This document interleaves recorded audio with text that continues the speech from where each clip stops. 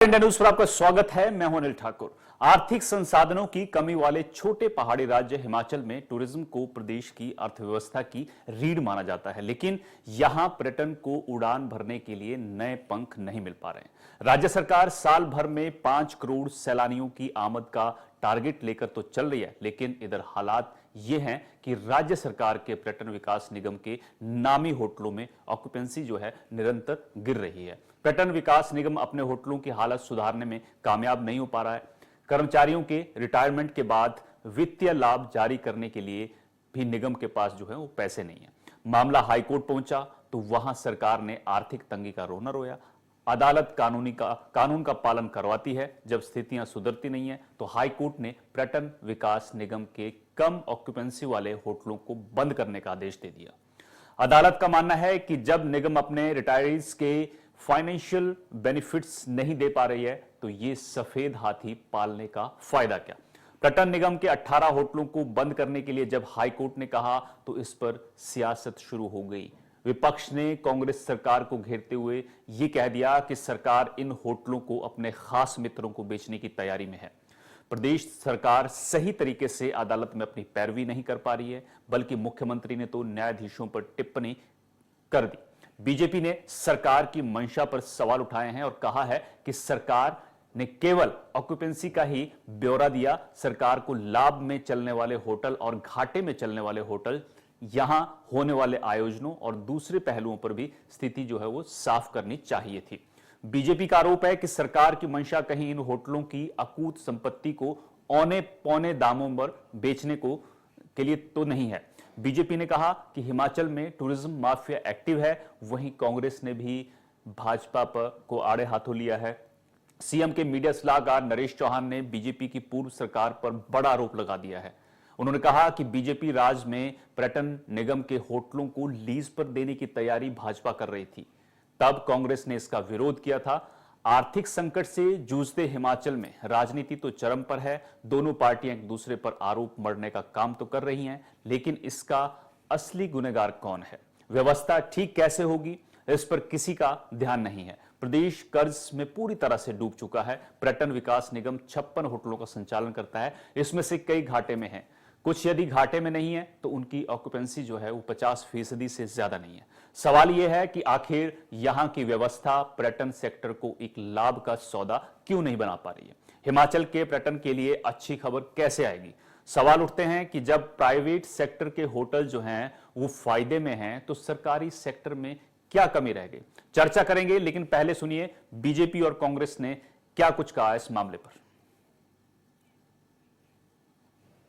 सरकार द्वारा लगातार दिए जा रहे संरक्षण के कारण प्रदेश माफियों के गिरफ्त में है। हमने ये भी कहा था कि खनन माफिया के सरगना कहीं और नहीं, हिमाचल प्रदेश के मुख्यमंत्री जी के विधानसभा क्षेत्र में है और उन्हें मुख्यमंत्री जी का संरक्षण मिलता है। पिछले कल एनफोर्समेंट डायरेक्टोरेट द्वारा की गई गिरफ्तारियों ने हमारे आरोपों को सत्य सिद्ध किया है। जो 2 गिरफ्तारियां हुई, दोनों नादौन विधानसभा क्षेत्र से, मुख्यमंत्री जी के चहेते। यही नहीं, ये खनन माफिया तो पूरे प्रदेश में पैर पसार रहा है। बात चाहे ऊना जिला की लीजिए, बात चाहे बद्दी बरोटीवाल नालागढ़ जिला की लीजिए, बात चाहे सिरमौर जिला की लीजिए,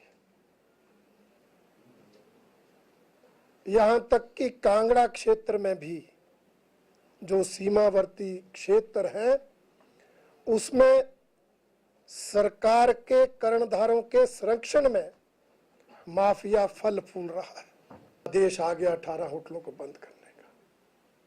मैं माननीय मुख्यमंत्री जी से पूछना चाहता हूं कि जैसे उन्होंने कहा कि हिमाचल भवन के मामले में वो अपील में जाएंगे, तो क्या इस मामले में भी अपील में जाएंगे या कोर्ट के निर्णय का सहारा लेकर ये 18 होटल अपने मित्रों को लीज पर दे देंगे?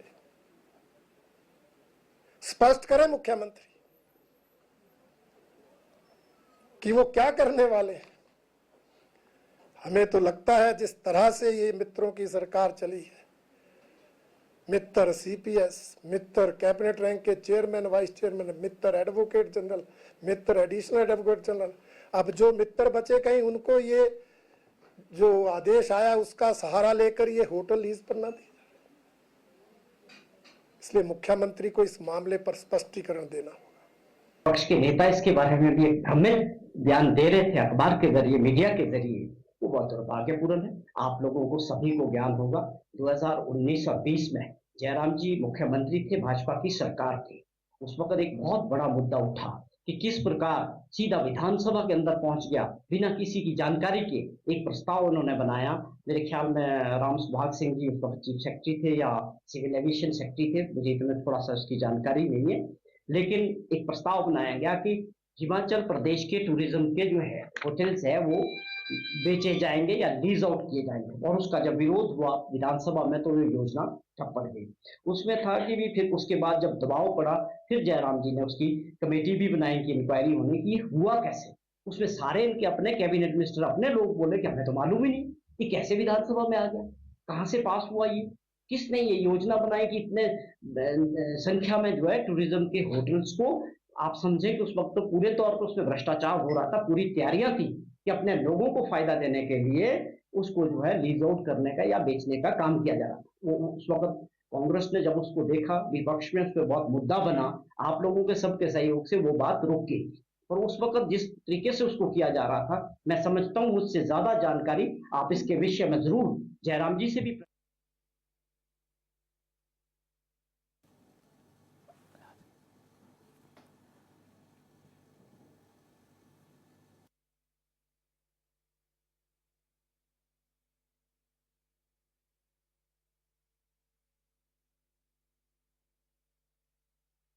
करेंगे। इस पर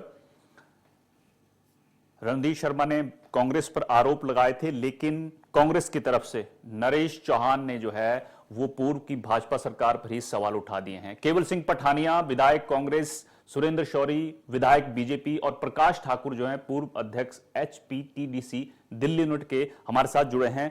चर्चा करेंगे कि जो हिमाचल में 18 होटल हैं उनको सफेद हाथी किसने बनाया है। आप सभी का स्वागत है इंडिया न्यूज पर। सबसे पहले केवल सिंह पठानिया जी, आप जवाब दीजिए, क्योंकि विपक्ष जो है आप पर आरोप लगा रहा है कि ये जो होटल हैं ये कांग्रेस सरकार अपने कुछ खास मित्रों को देने की तैयारी में है। हिमाचल में टूरिज्म माफिया जो है वो एक्टिव है, ये आरोप आप पर लगा दिए हैं विपक्ष ने। पठानिया जी।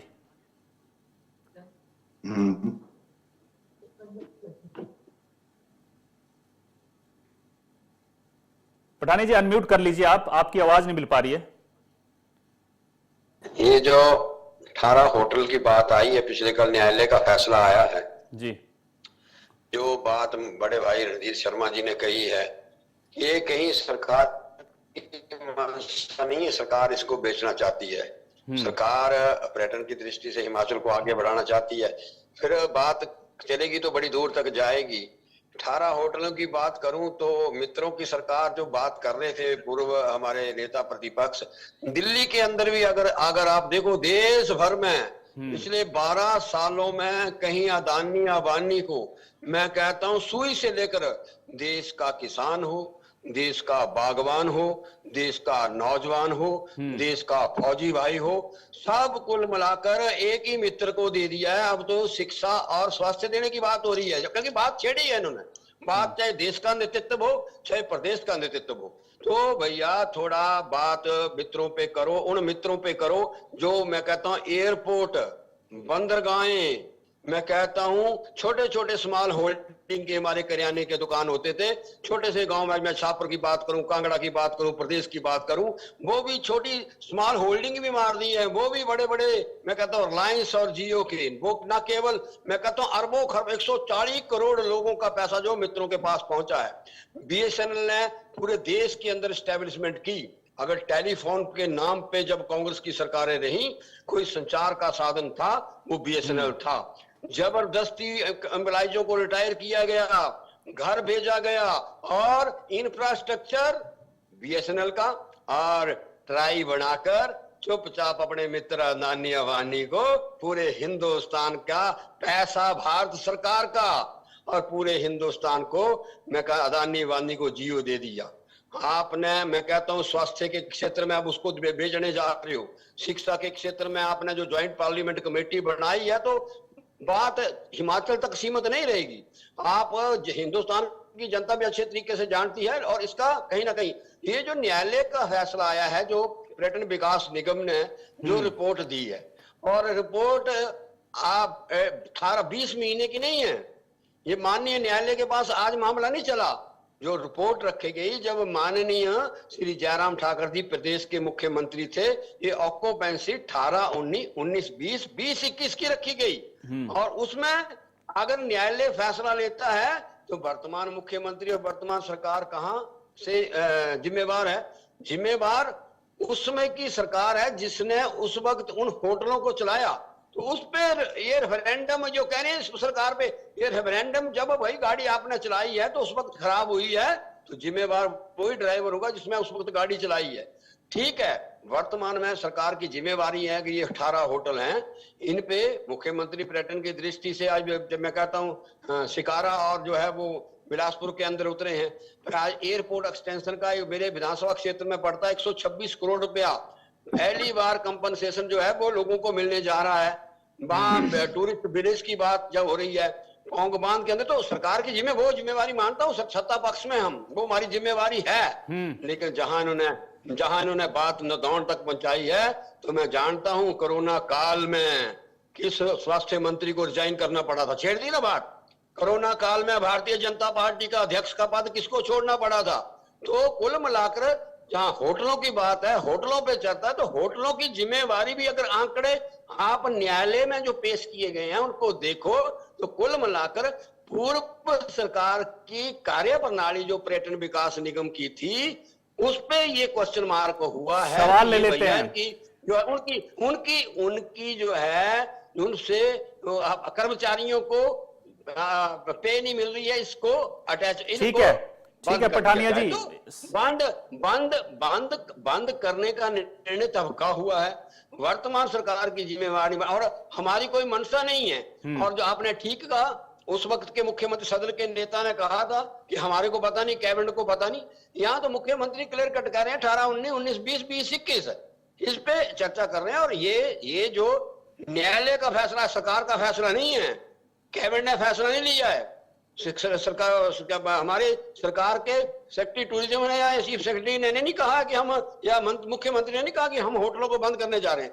न्यायालय का फैसला आया है, उसको चैलेंज करेंगे। ठीक है पठानिया जी, चैलेंज करेंगे आप 18-20 भाजपा की तरफ से। सुरेंद्र, भाजपा ये सरकारी अगर आज Himachal Pradesh tourism development corporation है तो ये कांग्रेस पार्टी की देन है। और पर्यटन आज तो हिमाचल आगे बढ़ गया।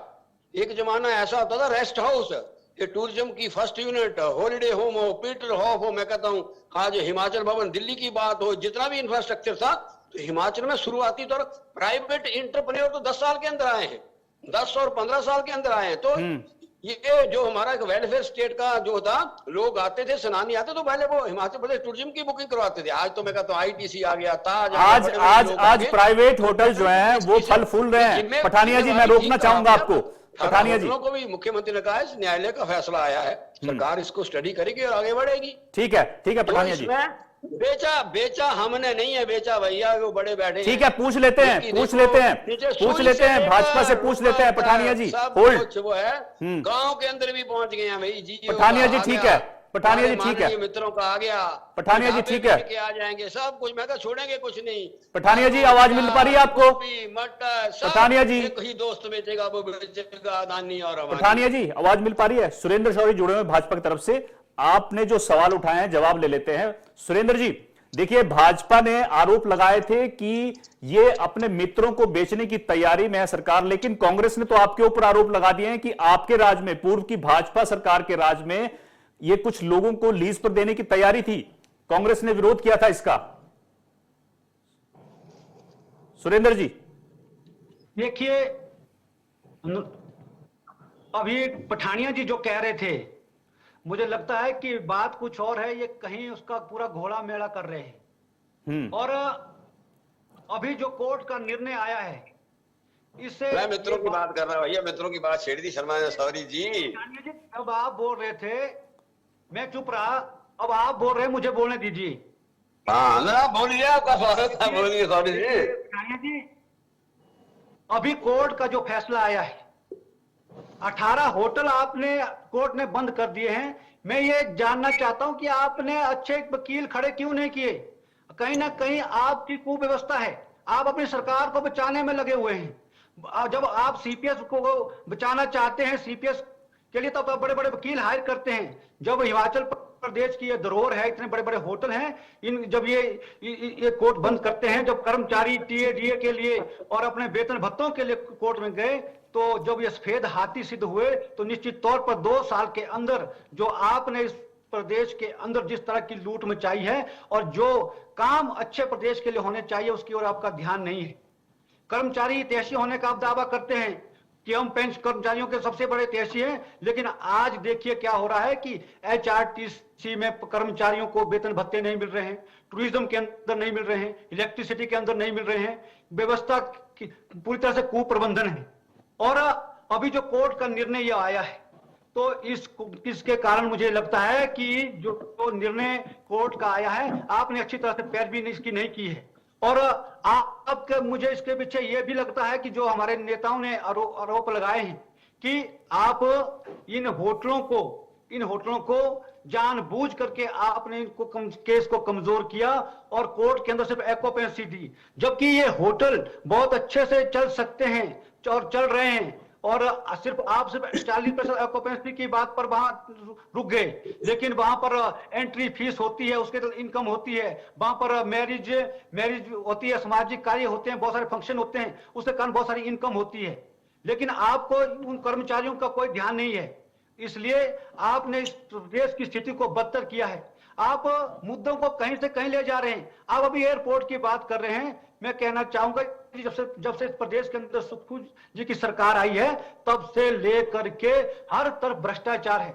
अभी आपने कांगड़ा एयरपोर्ट की बात की, मैं अभी एक न्यूज पढ़ रहा था कि कांगड़ा एयरपोर्ट के लिए जो 160 करोड़ रुपए आया है, 3 दिन आपने वो कांगड़ा बैंक में रखा और उसके बाद आपने वो पैसा एक प्राइवेट बैंक में डाल दिया, जिसके कारण कांगड़ा बैंक को 1 करोड़ रुपए का घाटा हो रहा है। ये ऐसी खबरें लगातार आ रही है। अभी 64 करोड़ रुपए जब Sailee hydro electrical power company limited को आप दे नहीं पाए, उसका भुगतान 2 सालों में कुछ नहीं कर पाए, तो हिमाचल भवन जैसी धरोहर हमारी अटैच हो गई दिल्ली के अंदर। कितनी बड़ी ये मतलब हिमाचल प्रदेश के लिए जो ये निर्णय आ रहा है, तो मुझे लगता है कि इसके कारण आपका जो कांग्रेस सरकार का आर्थिक कुप्रबंधन और उसके घोटालों का जो ये साइड इफेक्ट है कि ये हिमाचल प्रदेश के में से बड़ा शर्मनाक और कुछ नहीं हो सकता। चलिए ठीक है कि सॉरी जी, ऐसे निर्णय यहाँ पर आ रहे हैं। सॉरी जी, मैं आऊंगा आपके पास, पठानिया जी का जवाब भी लूंगा जो आपने सवाल उठाए, लेकिन क्योंकि सियासत की बात तो हो गई, आप लोग सियासत कर रहे हैं, एक दूसरे पर निशाना साध रहे हैं, लेकिन काम की बात जो है, प्रकाश ठाकुर जुड़े हैं हमारी तरफ से, पूर्व अध्यक्ष हैं एचपीटीडीसी दिल्ली यूनिट की तरफ से। प्रकाश जी देखिए, हिमाचल का जो पर्यटन है उसको पंख नहीं लग पा रहे हैं और 18 होटल जो हैं उनको सफेद हाथी करार दिया है। क्या वजह मानते हैं आप, क्या कारण है, कौन जिम्मेदार है इन चीजों के लिए? थोड़ा डिटेल में बताइए दर्शकों को। नमस्कार जी अनिल जी, मैं आपका बहुत बहुत धन्यवाद करता हूं कि हमें समय दिया आपने, और सभी अपने जो विधायक हैं मैं उनका भी धन्यवाद करता हूं डिबेट में।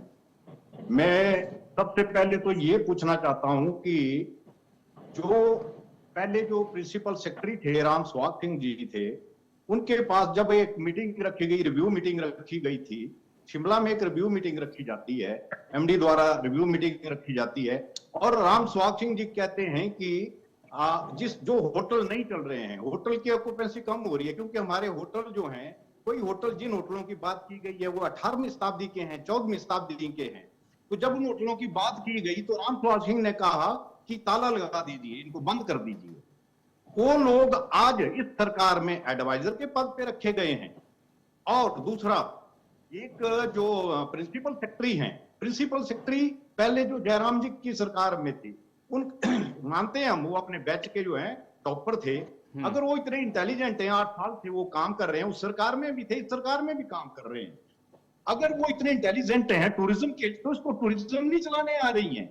माननीय अगर हाई कोर्ट ने कहा है कि इन होटलों को जो ऑक्यूपेंसी देखी जाती है, क्या कारण है कि होटल क्यों नहीं चल रहे हैं, प्राइवेट क्यों चला रहे हैं? एक बार हिमाचल भवन का भी प्राइवेट का करने का आया था धूमल साहब की सरकार में, तो जब मैंने धूमल साहब से बात की तो बोला आपके अधिकारियों ने सुजेशन दी है कि होटल ऐसे ऐसे हिमाचल भवन को प्राइवेट कर दिया जाए। आज की डेट में सरकार देखती रह रही, पठानिया जी आप भी हैं, सभी हैं, लेकिन मैं कहता हूं ब्यूरोक्रेसी चलती है, ब्यूरोक्रेट ही अपने इसमें सब कुछ परचम लहराते हैं।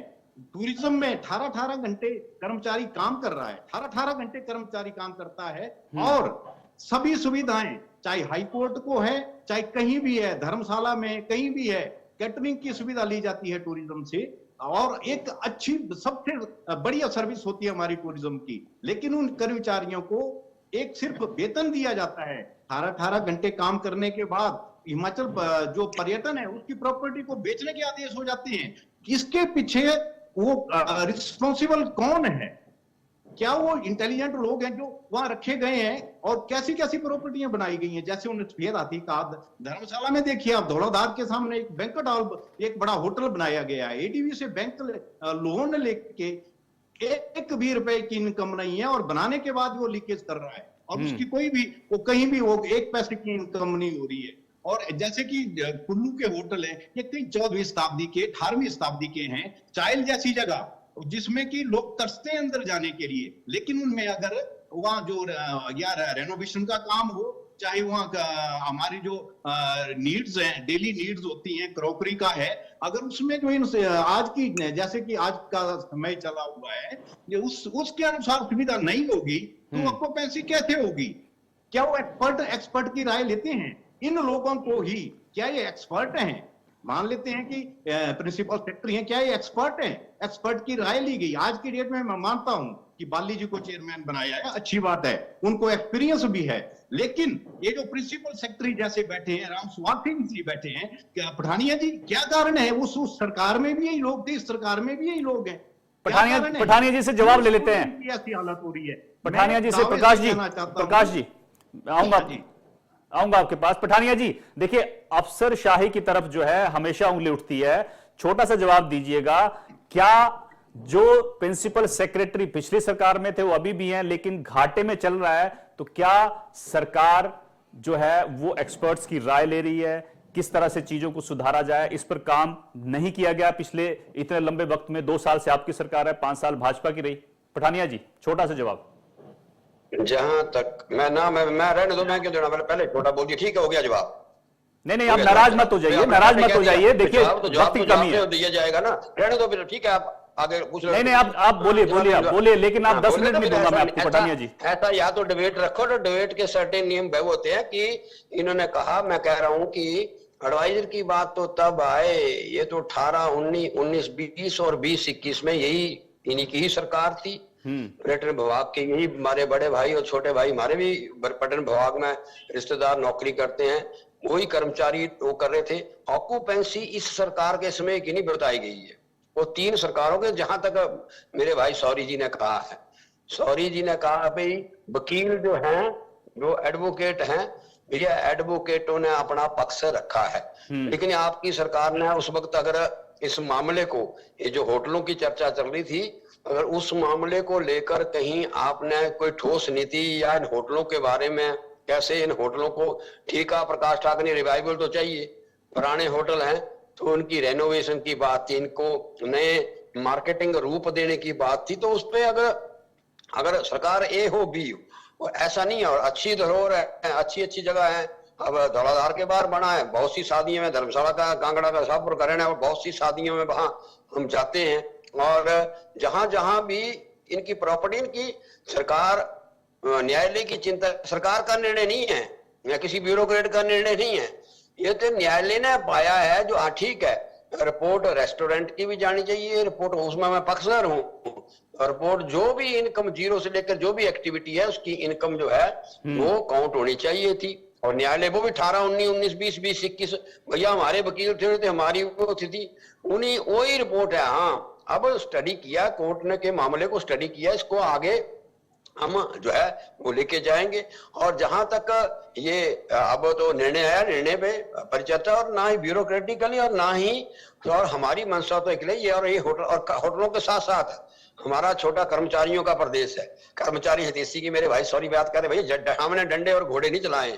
कर्मचारियों का पहली बार हुआ हिमाचल प्रदेश के इतिहास में, हिंदुस्तान के अंदर 28 तारीख को सैलरी बढ़ी है। सुरेंद्र शौरी जी, हिमाचल प्रदेश की कर्मचारी कभी नहीं बढ़ी।